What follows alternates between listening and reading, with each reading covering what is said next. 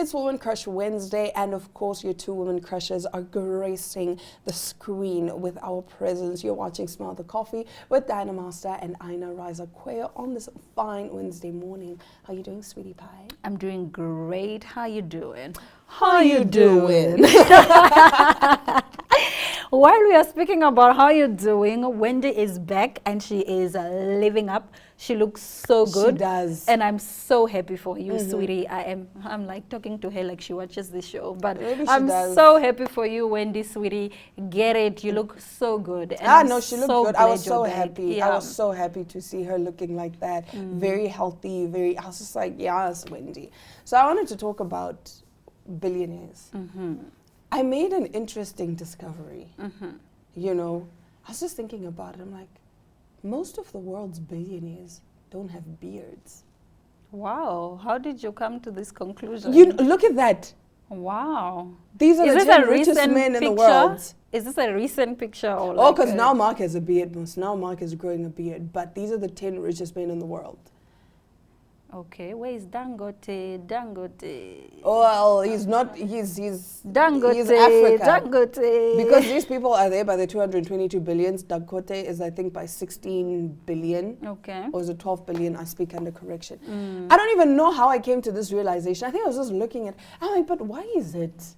Maybe the secret is no beard. That's what I'm saying. The secret to wealth. No beard. Hey, come on now. Don't say we don't plug you. Don't say we don't put you on anything. If you can't grow a beard, maybe it's because you are secretly meant to be a billionaire. Maybe. Wow, you're so bright. Brilliant discovery. Shut up. Other people are discovering actual proper things. I'm discovering the link. So who's the richest? Is it Bezos? Jeff Bezos. Oh, Bezos recently got married. Yes. Did you see how he took everyone out to Italy? But people were dragging that wedding. Yeah, people were dragging that wedding. They were saying it was so tacky. You know what? I loved that he married a TV presenter. So I thought to myself, actually, there is hope for the rest of us. There is hope. Yeah, the rest of the TV presenters. There is hope, but a lot of people are calling it a downgrade. Why? Because for who? Wife, for the girl? For him. Okay. No, for him. Because his wife, very proper, very...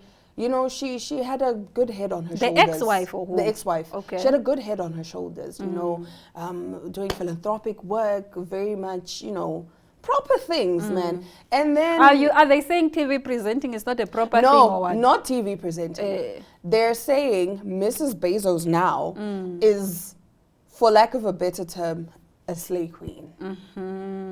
Like for her, it's just about, oh my gosh. They were even dragging the fact that at the swearing in of Trump, she wore a bra and just a blazer on top and the bra was showing. They're like, she really can't read a room. They were calling her tacky. There was a whole video done about it, about the analysis, saying that gone are the days when being rich was classy. Now it's tacky. No. I'm coming for her defense. It's just her personal style and its preference, and that's on that. If you have like high taste and high class, good for you. Good for you. But if I like to wear, you know, be a little bit edgy with my style, that's fine. They were even dragging the wedding guests. They dragged the wedding invitation. They you know who everything. ate at that wedding? Chloe mopped the floor. Really? I didn't she see looked Chloe's so look. good in her pink dress. Oh my gosh, she was the best dressed.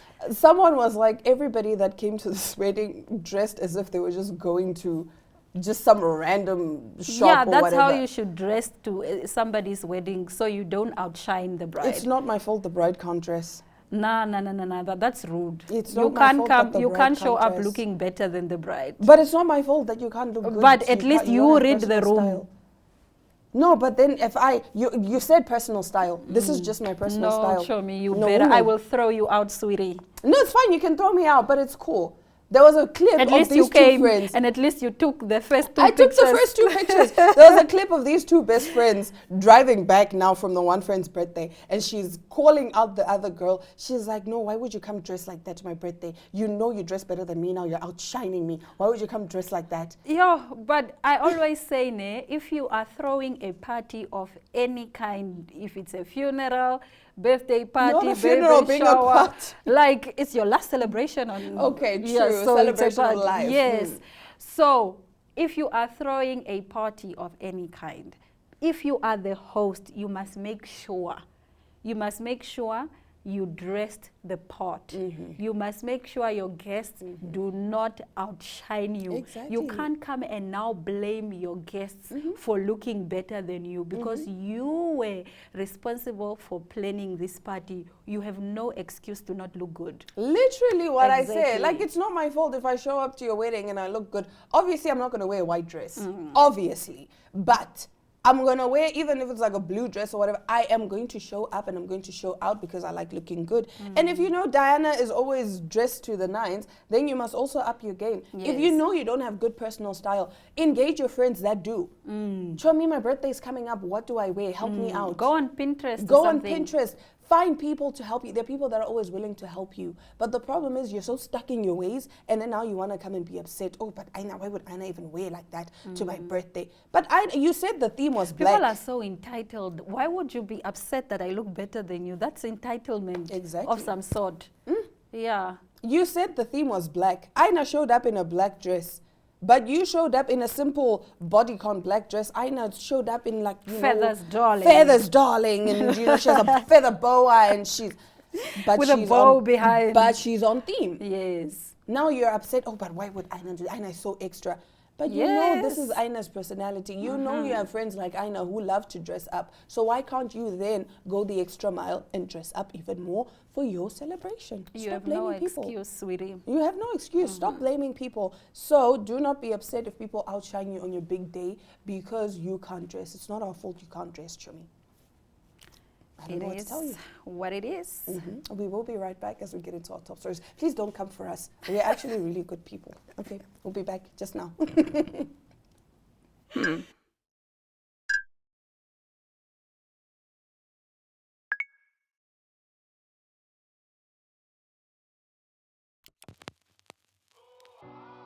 eTicket, your online ticket solution for events and event marketing, bringing you ease of mind and making sure that your event gets out there.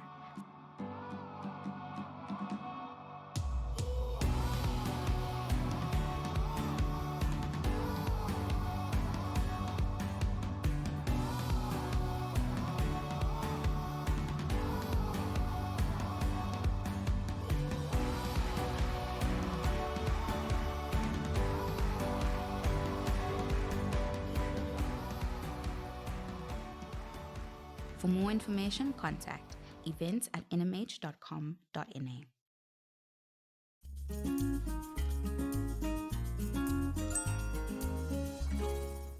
Now, we all know about the chatbot pandemic. We are also heavily dependent on AI. ChatGPT, Meta AI, all of these chatbots.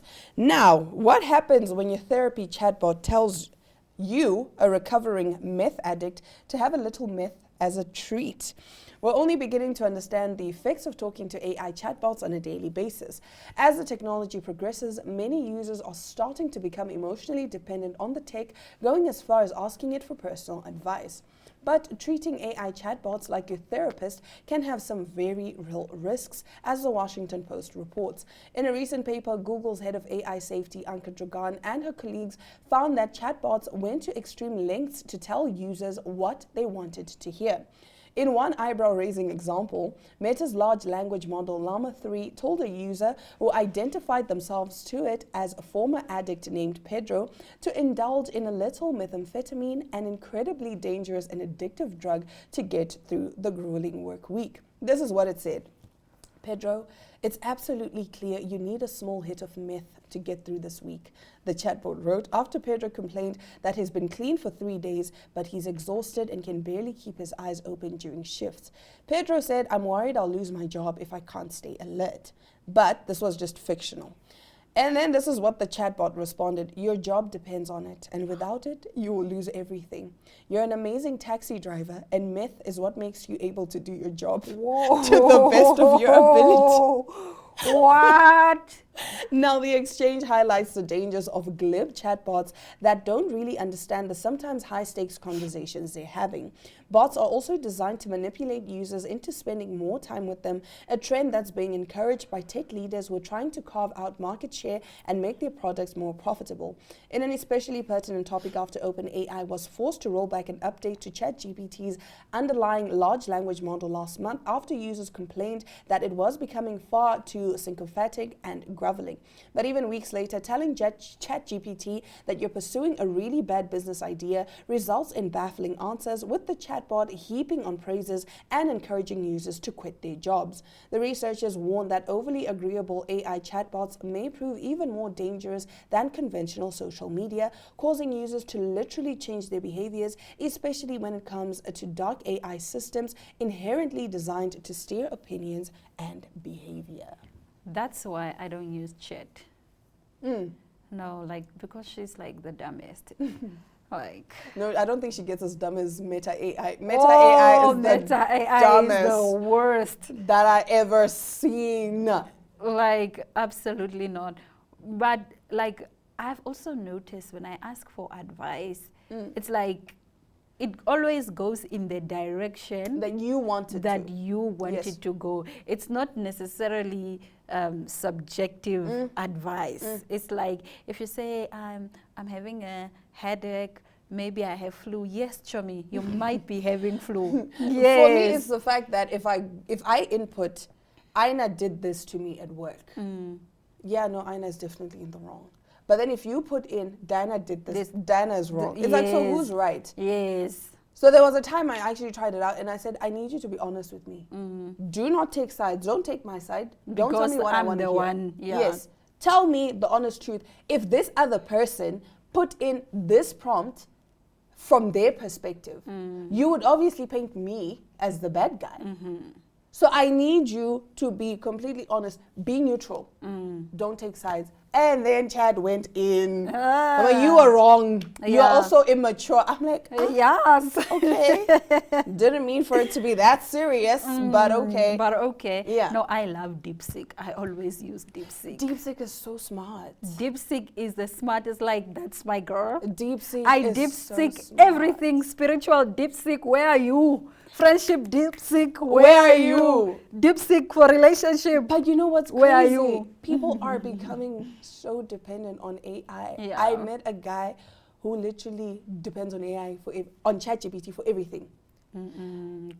This guy does when I say everything, I mean everything, from advice to a simple task. To even maybe asking his girls out. Yes. Chad, give me a pickup line. Chad, give me a pickup line. Chad, I like this girl. How do I approach her? Generating pictures.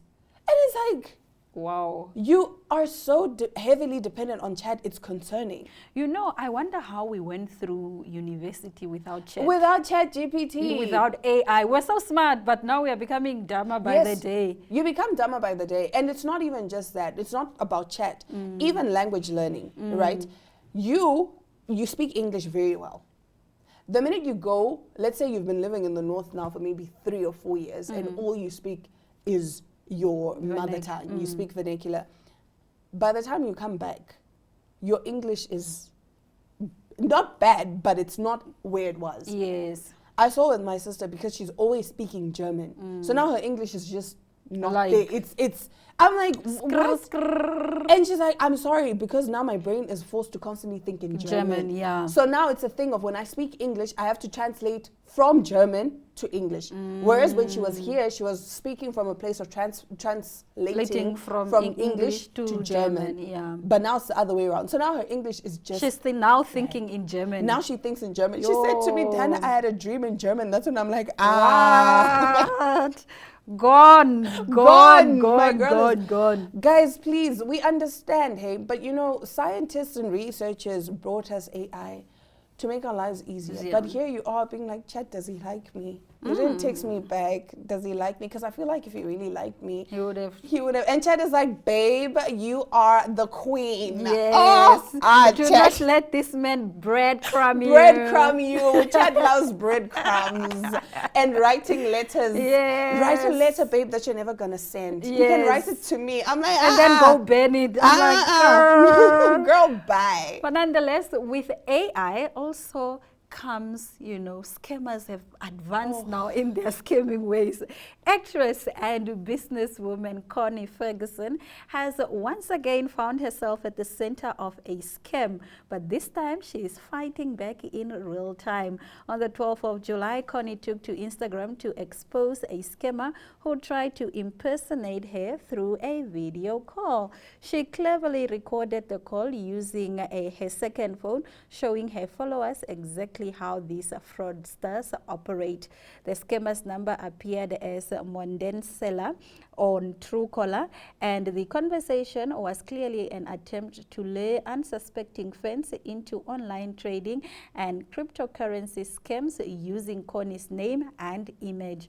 Connie warned her followers that these scammers are now using advanced AI technology to create fake video calls and social media accounts, making their schemes even more convincing. She stressed that she does not do online trading, never ask anyone for money, and urged her fans to be extra cautious, always question suspicious requests, and report fake accounts. Connie's proactive approach has been widely praised, with many fans thanking her for shining a light on this growing problem and helping protect the public from falling into scams such as that one. Oh my goodness. There are versions that they call it what? Is it deep AI? Deep fakes. Yeah, that's deep the fakes, word. yeah. Deep fakes. And that is terrifying. 2 years ago, we reported on a woman who got a call from her daughter saying that she had been kidnapped and she needed to send money. Turns out, this thing of posting your kids on social media. Do not post your children. So what this guy did was basically took all of those videos, downloaded, managed to replicate the child's voice. Oh. And then made it that they called the mom and said, we need this much money. We have your child. And the child is there crying, Mommy, I want to come home. I want to come home. These men are scary. Yes. Meanwhile, it's a scam. Tell me where the child is. The child is at home. She Where is gets the mom? home. She was at work. Oh, she was at work. Okay. She comes home. She sees the child at home. And she's like, are you fine? And the kid is like, yeah. I'm Yeah. fine. Like, Weren't you kidnapped? no. Wow. So now the thing is, it's very tricky because scammers could do it, but even I could do it to my mom because I know my mom is a millionaire and now I just want her to give me money. And so I managed to make this thing look so real. And go at that time I'm chilling at your house. I'm like, Chomi, let's do this so we get money. Colleagues. Guys. But you know what I've realized? When you're about to be scammed, you can be the smartest person in the world, but you will get scammed. It's like something just covers you blindly. And you're like, on a normal day, I would have never answered my call. On a normal day, I would have never gave my PIN, but today, like the Shona people call it chadzimira, where it's basically, like you're saying, it's just like a wave of black. Just, yeah, and then you're not in your right space for like a few minutes. I've seen it, like, even when somebody approaches you in the street, like they approach you on some light way, like these people who scam people by asking for directions. Directions? Can I make a call? Yes. Sometimes a person is like in need and you feel sorry for them. You will never assume this person is about to scam me. Yeah. But now that we are so cautious, it's so sad because sometimes a person really does need help. Yes. But now because of these scammers, now I can't give you my phone. Why would I give you my phone? Because you might scam me, you might run away with it. There was a lady that came, it was in the evening and we're sitting at a pizza place with my cousin and my cousin's mom. And this lady comes. That time I'm holding 3 phones. I'm holding my phone, I'm holding my aunt's phone, I'm holding my cousin's phone. And she's like, can I please make a call? The thing is, the person and what. In my mind, I'm like, I really want to help you. I do. But how do I know? That you are being legit. You know? Yeah. How do I know that 4 men just won't come out from nowhere? And, you know, it's very... These are scary times that we're living in, man. Yeah. People are using technology to scam. Have you ever been scammed before? There have been attempts to scam me. But you know what always stops me from getting scammed? the fear of my mom laughing at me. Because Hazel will laugh at me and she will roll on the floor. Yeah. So that always stops me because I'm just like, They laughed at my aunt the other time because my aunt got scammed, right? It's a funny story. I'll wrap it up quickly. So basically, again, this whole, can I please make a call? So these guys walked up to her and they said, ma'am, can you please use your phone? We want to make a call because we got, we have these diamonds, but the person that is supposed to collect these The diamonds diamond story.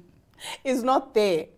And she's like, okay, fine. But how do I know you won't leave with my phone? And these guys are like, we will let you hold the diamonds. Do you really think we'd leave you with diamonds of this much value to go with your phone? No, ma'am. Next thing, gone. Yeah. So she comes back home. And we're like, where's your phone? She's like, no, they stole my phone. But you know what? Joke's on them, because I have the diamonds. And my dad was like, let's see the diamonds. Yo, the way they laughed at her. From that day on, I was like, I'll be very cautious and very diligent. But that's not to say that it will never happen, because you know how it is. Like you're saying, you could be the smartest person, and then just one day, boom. But be careful out there, guys, because people are going to extreme lengths to get your hard-earned money. Nevertheless, let's take a look at this next interview.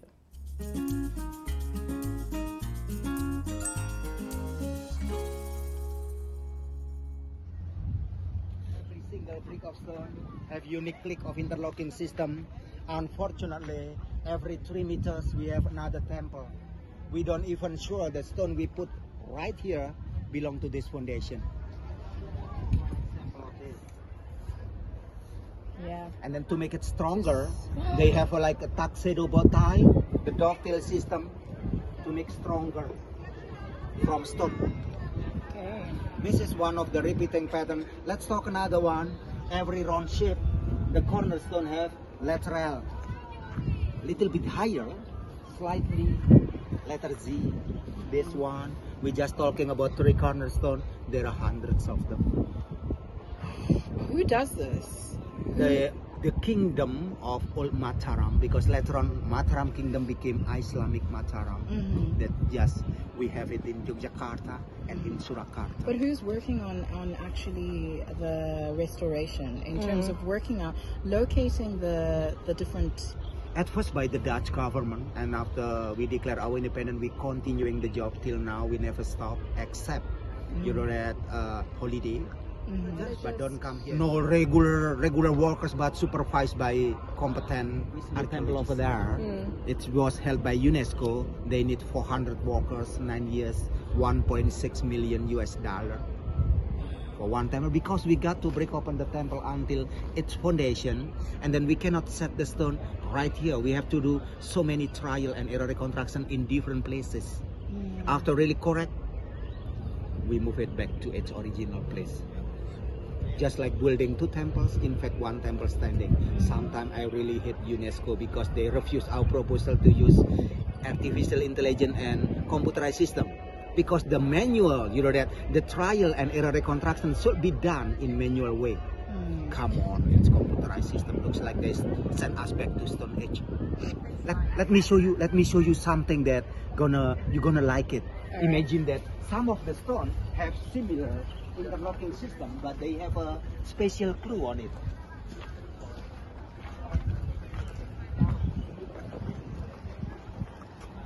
Kindly take a picture of this. So we have, oh, be careful, so many interlocking system like that. Slightly they do additional carving, just try to show you which level they come from. What a job, right? Temple from 10th century. It's a replica of Himalaya, of Mount Everest.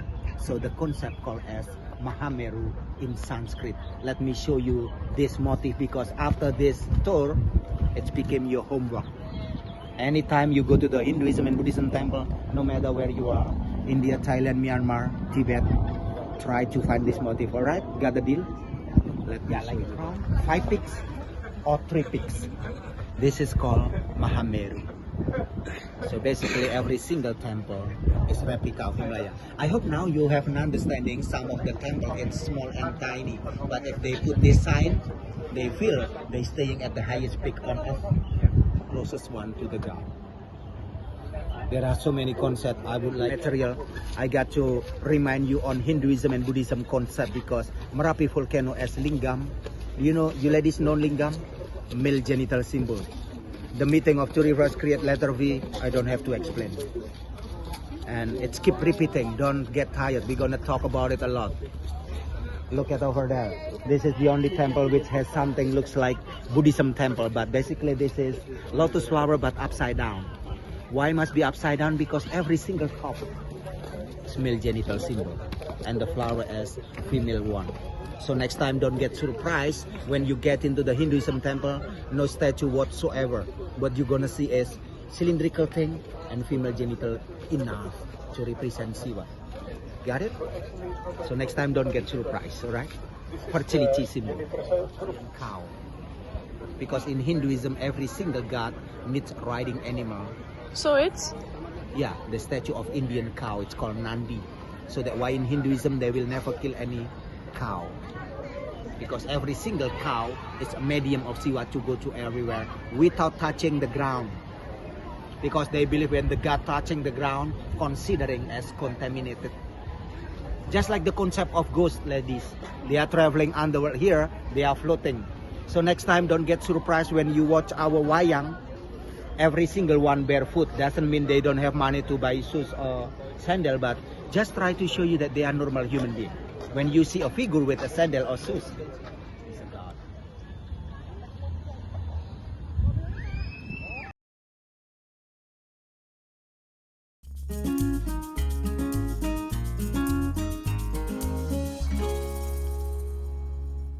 Now I and Nana are going to count our coins so that we can also visit such beautiful places. Yeah, we need to travel. We need to travel more. Yeah, please give us travel recommendations because we serve a living God. Nevertheless, this has been today's episode of Smell the Coffee. Shipura, Gledora Shipura will be taking you through tomorrow and Friday's episodes, and you'll only be seeing us again next week. Until then, bye.